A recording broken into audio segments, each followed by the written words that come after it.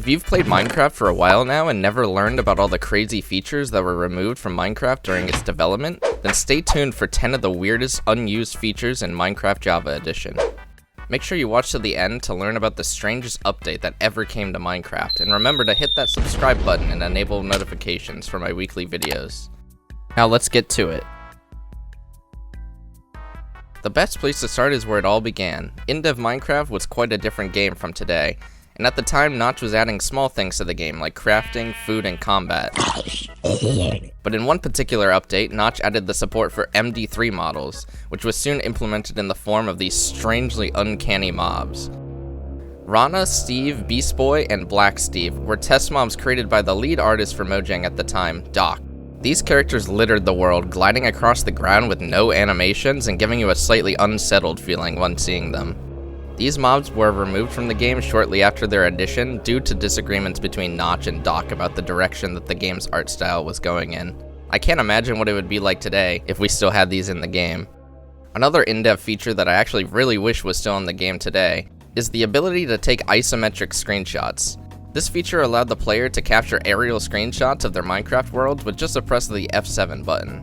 At the time, maps were a limited size, which made this feature much easier to implement and led to its removal in the InfDev stages of Minecraft, where the world generation became infinite. Nowadays, there are mods available to recreate this style of screenshot, but I wish it was still part of the vanilla game.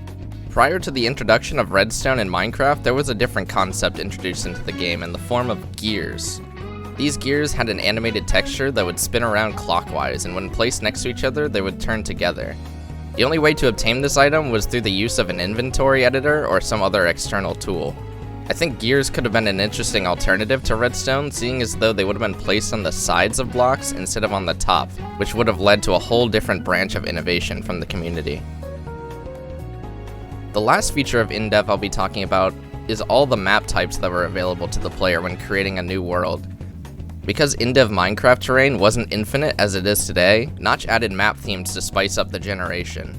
The 4 themes that you could choose from were Normal, Hell, Paradise, and Woods. Normal, Woods, and Paradise were all just a small island plopped in the middle of the water, but Hell, on the other hand, had significantly less lighting during the day, where mobs would spawn anytime, and player-grown crops would grow at a much slower rate.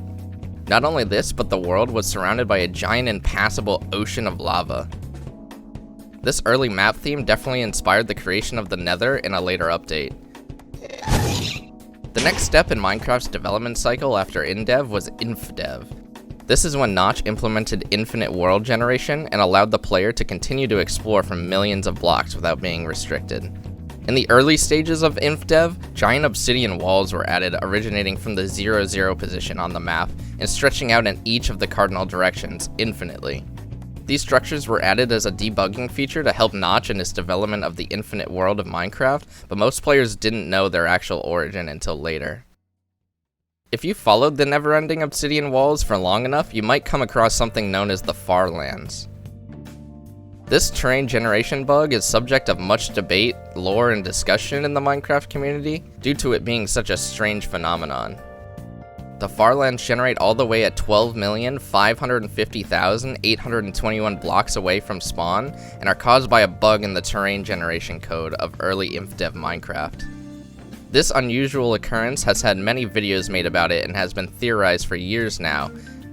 There is even a player who made it their mission to walk all the way to the Farlands in vanilla Minecraft and stream themselves doing it.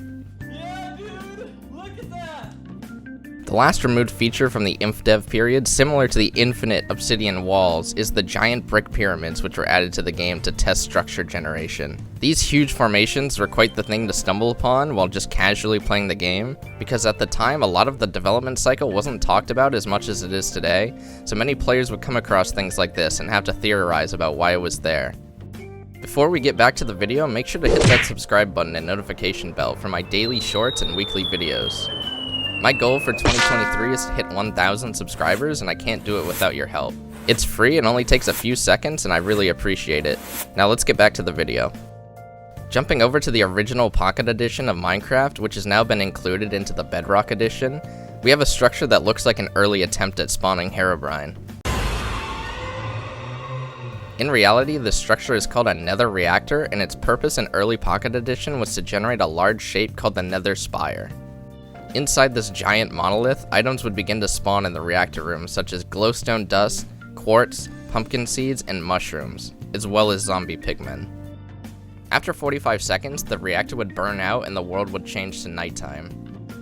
This event may seem like something out of a Java Edition mod pack, but it was actually added to Pocket Edition as a way for new players to experience something similar to the Nether, but without having to generate a whole new world by going through a portal.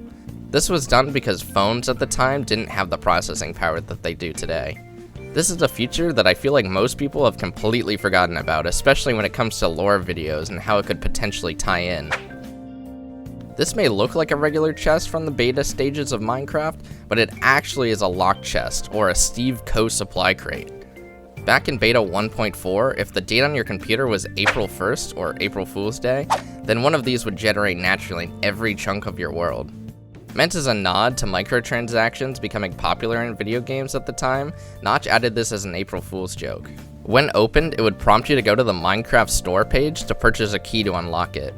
This is very similar to the Manco crate from TF2, in which you have to use a key to unlock to get a random item.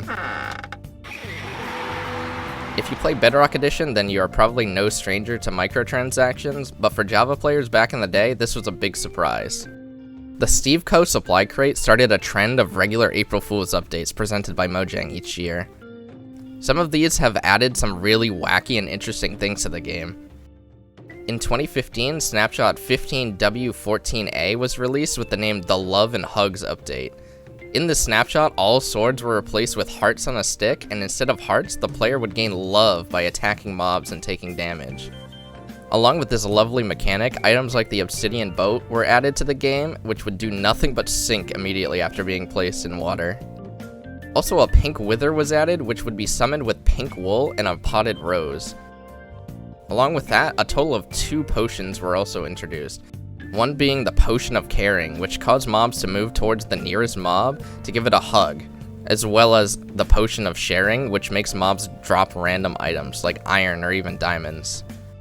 Other features like all clouds and particles being turned into hearts were also implemented. This update was definitely one of the weirdest so far in Minecraft's history, and I hope they continue to release April Fool's updates like they did in 2022 with the 1 block at a time update. I'll be talking about more of these weird and wacky updates in a future video, so stay tuned. I hope you guys enjoyed these 10 removed Minecraft features and learned something new along the way. I'll definitely be making more of these videos in the future, so stay tuned for that, and I want to say thank you for 200 subscribers and such great engagement on my previous videos.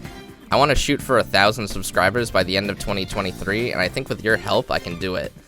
Make sure to leave a comment down below telling me if you already knew about some of these features, and let me know if there are any you want me to talk about. Follow me on my other social medias for more updates and exclusive videos. Thanks everyone.